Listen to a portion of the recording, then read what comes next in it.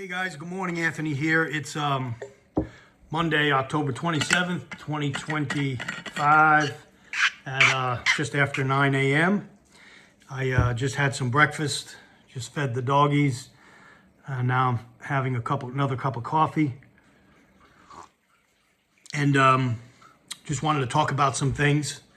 In my last video, I gave what I entitled like a morning update, talked about some things that were on my mind.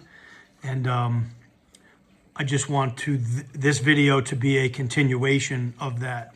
We'll talk about some topics that are in the news.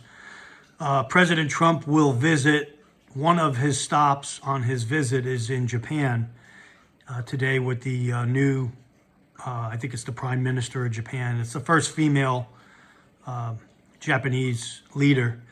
And I guess they bill her as this, similar to Trump, like this conservative Republican type leader, where Japan has had mostly, Democratic type, liberal Democratic type leaders in the past. And so I don't know much about her other than what I've heard from people that are in the know.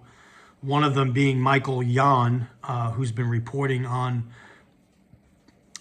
world events for a long time. He's a decorated war veteran and a researcher, and he did a lot of reporting during the when they were bringing most of the military-age men into our country over the Biden administration, up through the Darien Gap in Panama and all those areas.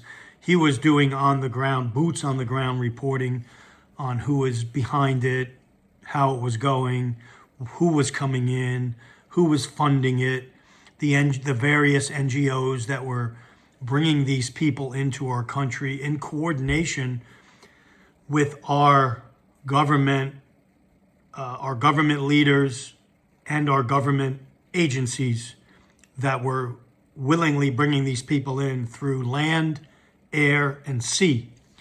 And that went on, and it brought in the tune of millions of people, many millions of people, mostly military-age males.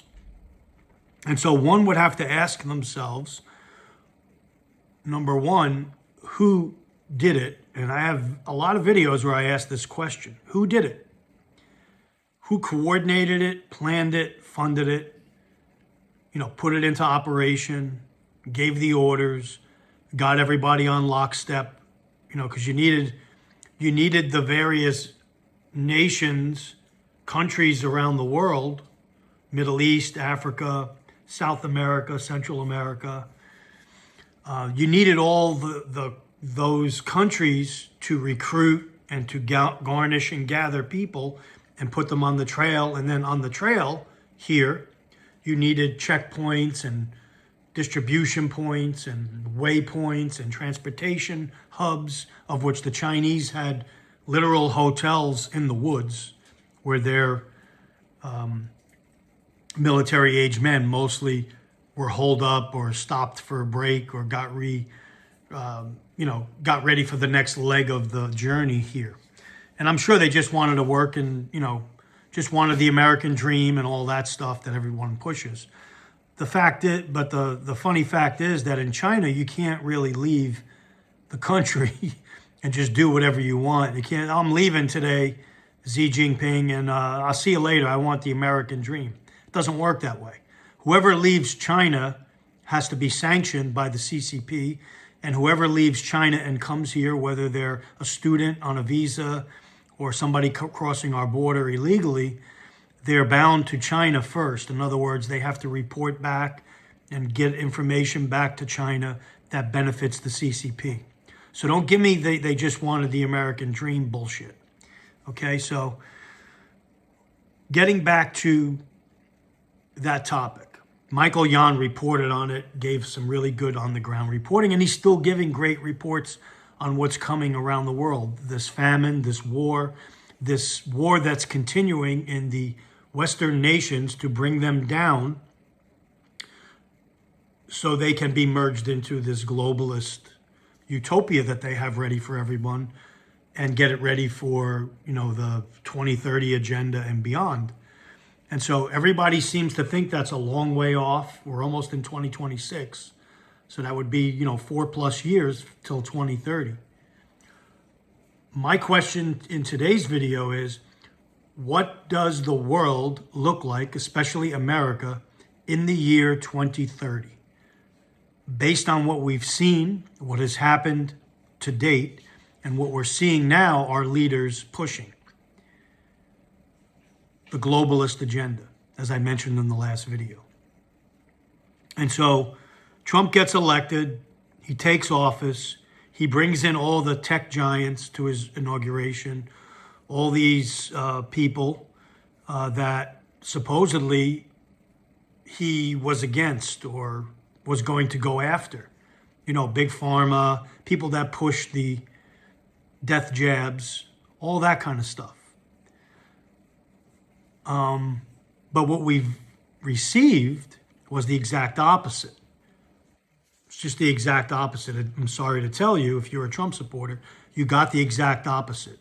You got him bringing Albert Bourla to the White House, having this big meeting and presenting all these new cures or vaccines that are coming out in the future, mRNA type vaccines, or one vaccine to end all vaccines, just to keep us healthy and moving forward, to keep the world and America healthy. No, but RFK's bringing in all this other stuff. He's doing away with it.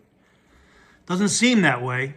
I know all you people counting on the red dye being eliminated from your Lucky Charms in the next 3 to 5 years. I guess you could hold on to that hope while the administration brings in vaccines to cure everybody of everything, or to detect when you're going to get cancer in the future and be able to treat it now with their potion that they have ready on the shelf so you don't get sick. And at the same time, the globalist leaders tell us there's too many people in the world. And that's what they talk about. Too many people using the environment, bringing on climate change, and the turtles are dying. And the bees don't fly anymore, and they don't pollinate because there's too much man-made climate change. But they want you to stay alive forever, according to their health initiatives that they want to push or they want you to take. But at the other end of the mouth, they said there's too many people. So which is it? Oh, and you have to get on board with your religion. Whatever religion you are, we're all coming together in Chrislam. It's like Christians, Islam, and Judaism all together. We put everybody together because love is love. All religions love everybody. And we just have to love. Love is love. And we all have to come together under the banner of saving the environment, saving the world, and so we could save the planet, because the planet's going away. That's the mantra that's being pushed. And everybody's joining on cue. All the nations of the world, all the leaders of the world, all joining together. So getting back to the immigration that came to the United States over the last, let's say, 5 years. My assumption is, let's say the United Nations, or an organization like the United Nations that has tentacles and is well funded and has connections, global type connections, to pull this off, to coordinate and be the front organization, and then recruit all the NGOs, because this talks, money talks, right? So all these NGOs, Catholic charities, Protestant charities, whatever charity you want to think of, HIAS, the Jewish charity, NGO, HIAS, yeah, them too, they were involved. All these get funded, billions of dollars, to coordinate. When the people come in, you take them, you give them the maps, get them on their way. There's little stores in the middle of the jungle where they could buy rain galoshes and raincoats and food and boots and whatever. The lower echelon people, they got to truck it through the dangerous parts where a lot of people die on the way because there's no one to come help you. And there's bandits and all the other stuff. But the ones that have a lot of money that are sponsored from their various countries, like the Chinese, for instance, that have money and a better route to get here, well, they could stop at hotels in the middle of the jungle and all these other things, then take boats, and their route's a lot easier. And then when they get to the border, our little border people, the agencies that run the border, gladly bring them over, get them to a camp that gives them dental work, medical care, a phone, money, spending cards, all coming from UN funding, right? You following me? And then they come into the country, merge in wherever they are, that's where they are. They all mean good. They just want the American dream. That's what everyone wants you to think. Take care of the sojourner with you. Yeah, that's what the Bible says. Love the sojourner. It doesn't say bring in people to destroy your country in the future. That's not what the Bible says. It doesn't say purposely bring in people into the walls of Jerusalem, into the temple, and let them do anything they want to the temple and to the people of Jerusalem. Because you got to love them. You just got to bring them in, even though their intentions are bad. A percentage of them, probably. We got to bring them in. We got to love them. That's what everyone preaches today.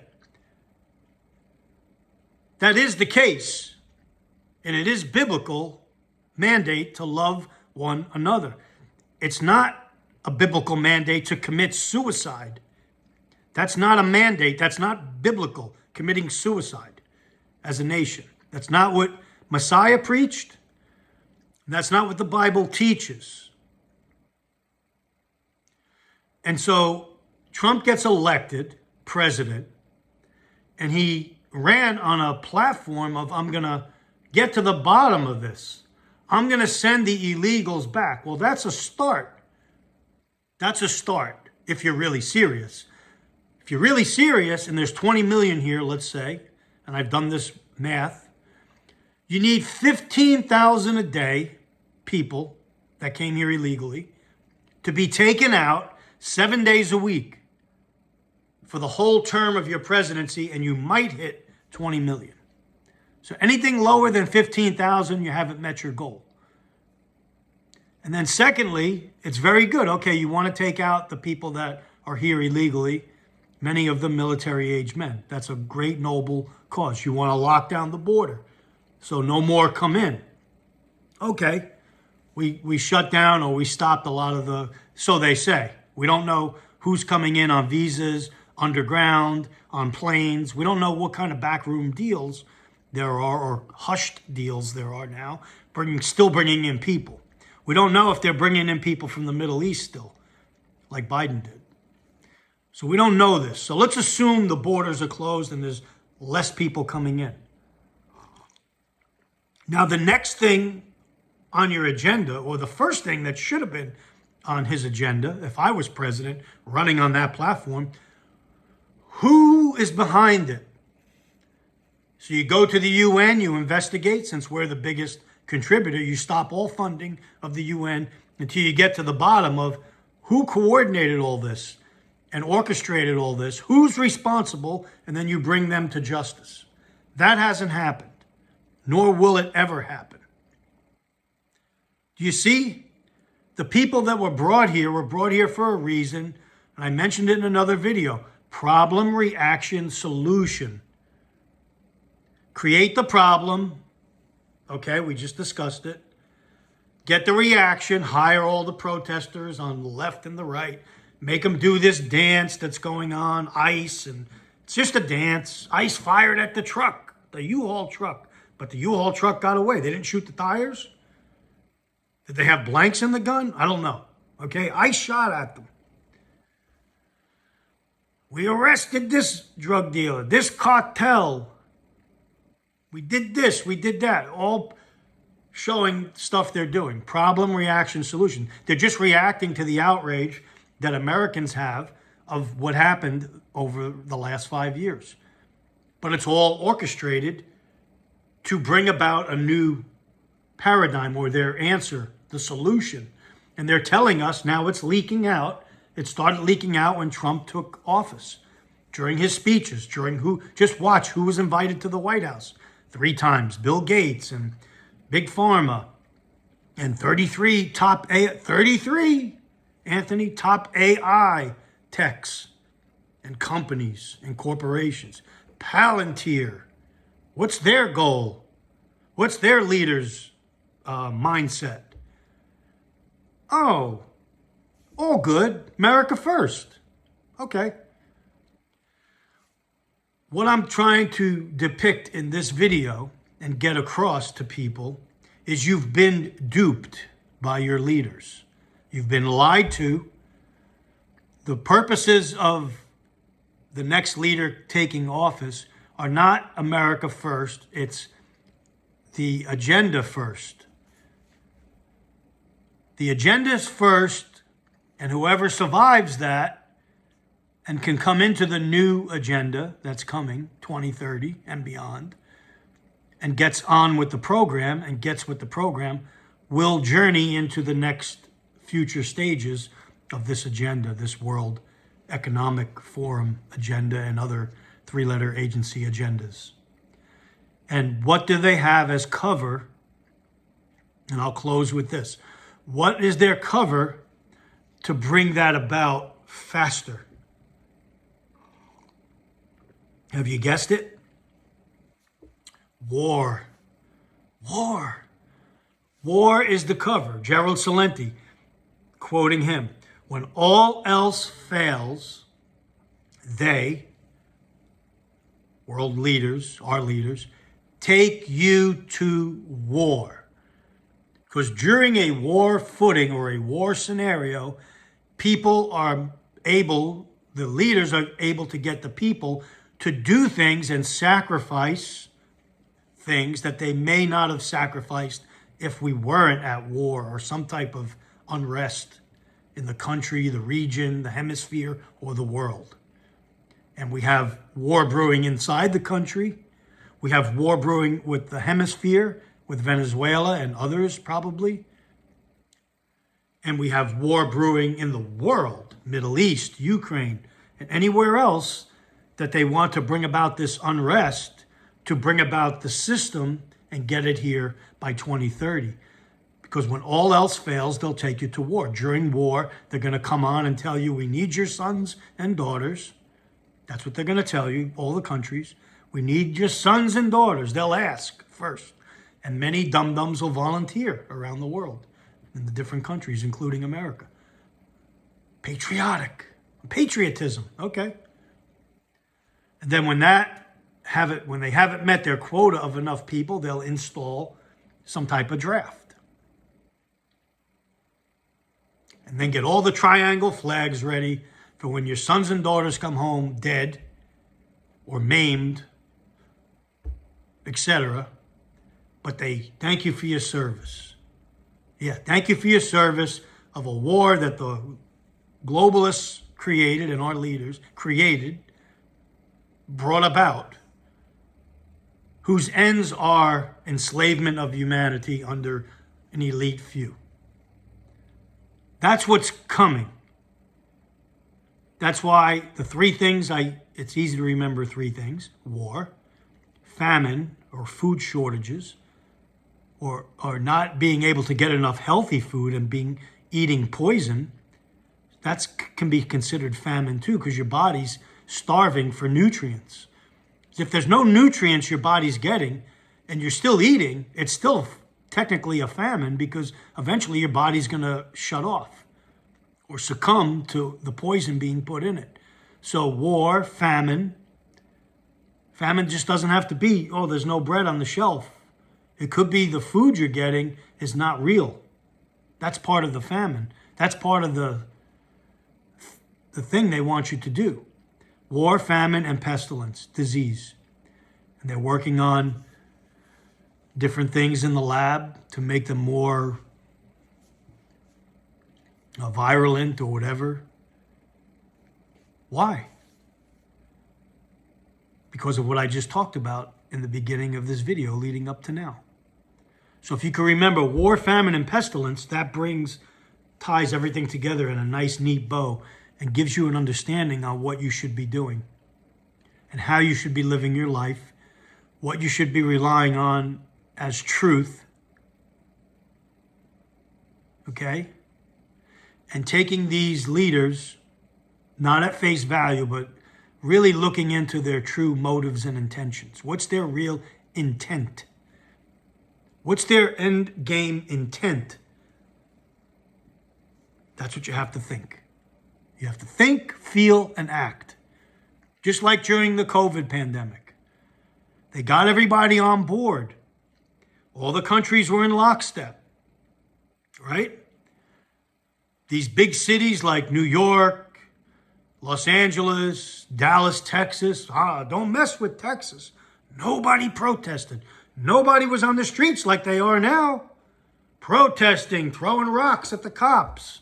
No, they were getting beatings by the cops for having their kid in McDonald's without a mask on in all those cities. The New York, we're from New York. I'm a native New Yorker. We're from New York, Anthony. Nobody messes with New York. We're the best. We're the strongest, yeah?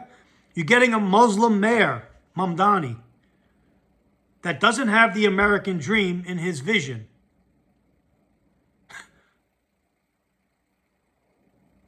Same thing in all the other big cities, Detroit, Dallas, Houston. Name a big city. All being taken over. But America first. Trump's America first. Okay. Trump's America first. We'll see. My point, nobody marched in lockstep during COVID. They sat in their houses. They listened like little lambs. They put their mask on. Yeah, some people spoke out, but not enough to make a difference. And they know that, the leaders, and they'll orchestrate another thing next with 3AI Atlas, which is going to be my next video. That's my next topic. 3AI Atlas. We got to watch out. They're coming and get us. NASA knows about it. They got pictures and video, but we can't see Charlie Kirk, who killed him. But NASA got videos of 3AI Atlas traveling the speed of light, and they're even intercepting messages from them. Shh. That's my next video. Take care. Stay ready.